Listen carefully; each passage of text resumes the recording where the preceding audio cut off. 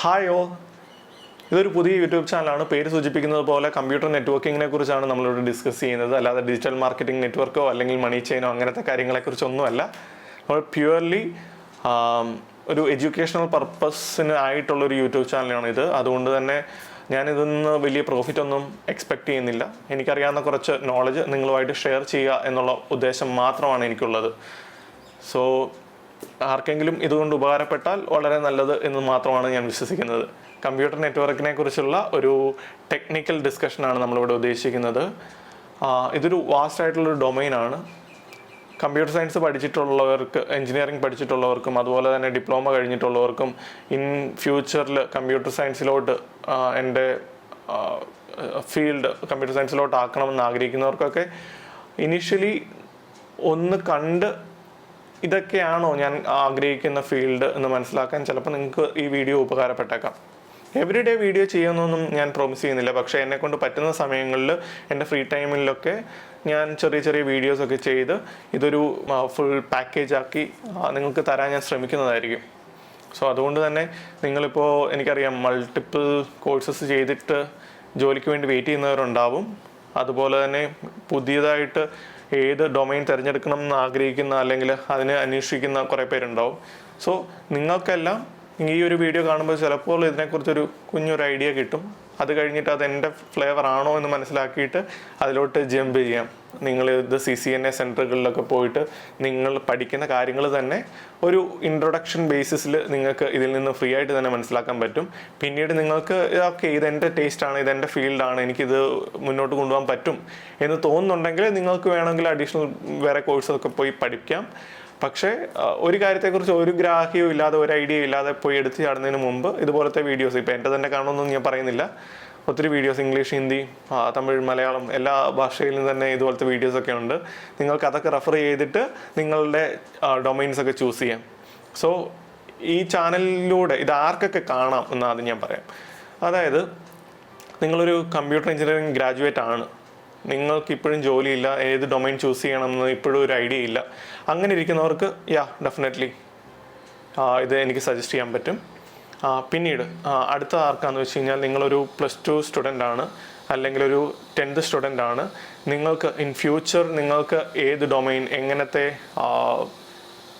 ജോലി ചൂസ് ചെയ്യണം എന്നൊക്കെ ആഗ്രഹിച്ചിരിക്കുന്നവർക്ക് ഇതിൻ്റെ സാമ്പിളും ഇതിൻ്റെ ഐഡിയയും ഇതിൻ്റെ ടെക്നിക്സൊക്കെ മനസ്സിലാക്കി കഴിയുമ്പോൾ ഇത് എൻ്റെ ഫ്ലേവർ ആണോ എന്നത് മനസ്സിലാക്കാൻ വേണ്ടിയിട്ട് ഇത് സാധിക്കും. അതുപോലെ തന്നെ നിങ്ങൾക്ക് ഇഷ്ടമുള്ള മറ്റു ടോപ്പിക്കുകളും പഠിച്ച് മനസ്സിലാക്കിയിട്ട് കമ്പയർ ചെയ്തിട്ട് നിങ്ങൾക്ക് നിങ്ങളുടെ ഓൺ ഡിസിഷൻ എടുക്കാൻ പറ്റും. ഒന്നും അറിയത്തില്ലാതെ ഒരു കാര്യത്തിലേക്ക് എടുത്ത് ചാടുന്നതിന് കൂടി ഒരു കാര്യത്തെക്കുറിച്ച് ഒരു ബേസിക് അണ്ടർസ്റ്റാൻഡിങ് കിട്ടിക്കഴിഞ്ഞ് കഴിഞ്ഞാൽ വളരെ എളുപ്പമായിരിക്കുമല്ലോ പിന്നീടുള്ള നമ്മളുടെ ലൈഫ്. അതുകൊണ്ട് തന്നെ സ്റ്റുഡൻസിന് ഇത് സിമ്പിളായിട്ട് റെഫർ ചെയ്യാൻ പറ്റുന്നതേ ഉള്ളൂ. ഞാനിവിടെ പറയുന്ന കാര്യങ്ങളൊന്നും ഭയങ്കര ഹൈ ലെവൽഡ് കാര്യങ്ങളായിരിക്കില്ല, അതും പറയുന്നുണ്ട്. പക്ഷേ നിങ്ങൾക്ക് മനസ്സിലാക്കത്തക്ക രീതിയിലായിരിക്കും എൻ്റെ ഡിസ്കഷൻസ് ഒക്കെ പോകുന്നത്.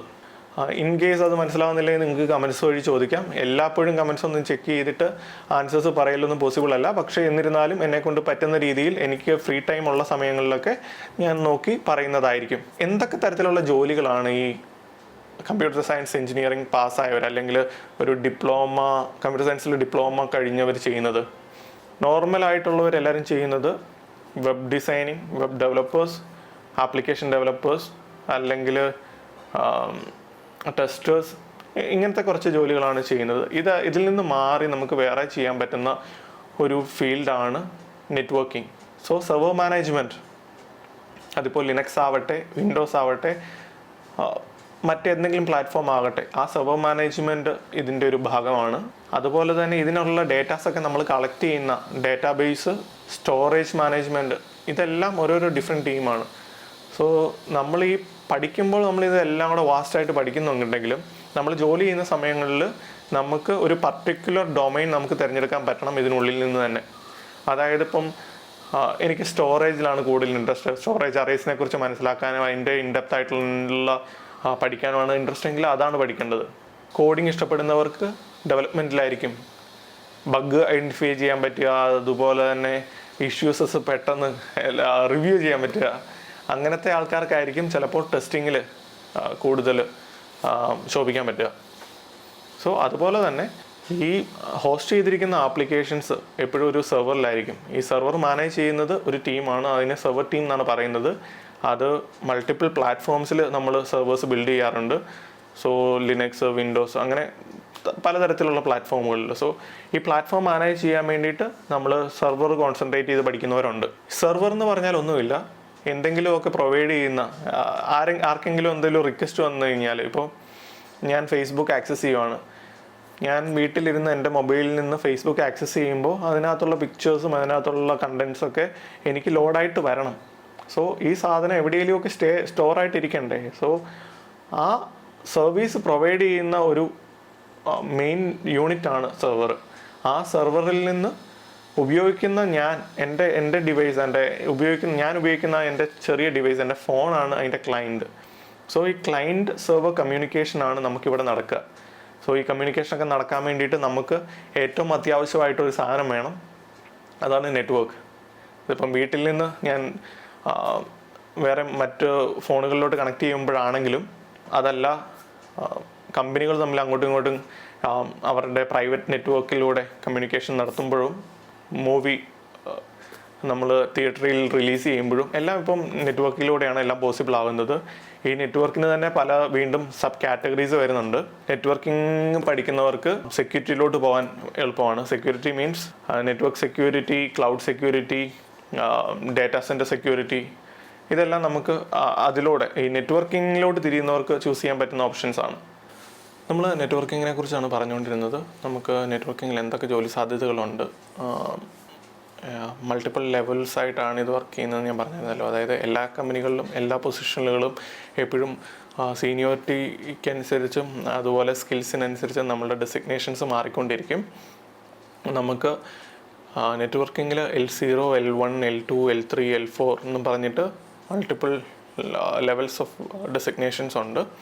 L0 ഒക്കെ നമുക്കൊരു ഫീൽഡ് ടെക്നീഷ്യനായിട്ട് കൺസിഡർ ചെയ്യാം. അതായത് ആരെങ്കിലുമൊക്കെ ബാക്ക് എൻഡിൽ എന്ന് പറഞ്ഞാൽ കമ്പ്യൂട്ടർ ഫ്രണ്ടിലിരുന്ന് കോൺഫിഗറൊക്കെ ചെയ്യുന്ന ആൾക്കാർ, അവർ പറയുന്നതനുസരിച്ചിട്ട് കേബിളൊക്കെ മാറ്റി കണക്ട് ചെയ്യുകയും ഫീൽഡുകളിൽ വിസിറ്റ് ചെയ്യേണ്ട, ഡാറ്റാ സെൻറ്ററുകളിൽ വിസിറ്റ് ചെയ്യേണ്ട, അല്ലെങ്കിൽ ഓഫീസുകളോ ബ്രാഞ്ച് ഓഫീസുകളൊക്കെ വിസിറ്റ് ചെയ്ത് കേബിൾസൊക്കെ മാറ്റിയും മറിച്ചുമൊക്കെ കണക്ട് ചെയ്യാനും ഡിവൈസുകൾ റാക്ക് ചെയ്യാനും അൺറാക്ക് ചെയ്യാനും ഒക്കെ വേണ്ടിയിട്ട് നമുക്ക് നെറ്റ്വർക്കിങ്ങിലാണ് ഫീൽഡിൽ വർക്ക് ചെയ്യുന്നത് എന്ന് പറയാൻ പറ്റുന്ന തരത്തിലുള്ള ജോലികളാണ് ഈ ഫീൽഡ് ടെക്നീഷ്യൻ ജോലികൾ.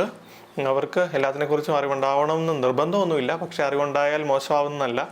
അങ്ങനെ അവിടുന്ന് പഠിച്ചു വന്നവരാണ് പലയിടത്തും ആർക്കിടെക്ട് ലെവലിൽ, ഹൈ ലെവലിൽ നിൽക്കുന്നത്. കാരണം ഒരു കാര്യം പഠിക്കുമ്പോൾ അതിൻ്റെ ഫിസിക്കലായിട്ട് എങ്ങനെയാണ് ഇരിക്കുന്നത്, അത് എങ്ങനെ വർക്ക് ചെയ്യുന്നു, എങ്ങനെ കണക്റ്റ് ആവുന്നു, എങ്ങനെ കണക്ട് ചെയ്യണം, അതിൻ്റെ കേബിളിങ് എങ്ങനെ പ്രോപ്പർ ആക്കണം, എത്ര നീറ്റായിട്ട് ചെയ്യണം എന്നൊക്കെ മനസ്സിലാക്കി ചെയ്തിട്ടുള്ളവരൊക്കെ നല്ല നിലയിൽ എത്തിയിട്ടുണ്ട്. പക്ഷേ അത് മതി, എൻ്റെ കരിയർ എനിക്ക് അത് മതി, അതിൻ്റെ മുകളിലോട്ട് പോകണമെന്ന് ആഗ്രഹമില്ലാത്തവർക്ക് ഒബ്വിയസ്ലി അവിടെ കൊണ്ട് നമുക്ക് സ്റ്റോപ്പ് ചെയ്യാൻ പറ്റുകയും ചെയ്യും.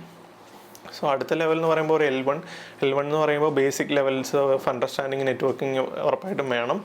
നമുക്ക് കസ്റ്റമേഴ്സിൻ്റെ നിന്ന് ഒരാൾ പ്രോബ്ലം റേസ് ചെയ്യുമ്പോൾ അത് നമുക്ക് ടിക്കറ്റ്സ് ആയിട്ടാണ് സാധാരണ വരാറ്. ആ ടിക്കറ്റ്സ് നമ്മൾ വന്നിട്ട് അതിൽ റിസോൾവ് ചെയ്യുക. പറ്റുന്നതാണെങ്കിൽ അവരെ കൊണ്ട് പറ്റുന്നില്ല അടുത്ത ലെവലായ L2 കൊടുക്കുക, L2 പറ്റില്ലെങ്കിൽ അത് അടുത്ത ലെവലായ L3 കൊടുക്കുക. അങ്ങനെയാണ് അതിൻ്റെ ഒരു ഫ്ലോ. സോ അതിനെക്കുറിച്ചൊക്കെ നമുക്ക് ഡീറ്റെയിൽ ആയിട്ട് പിന്നീട് പഠിക്കാം.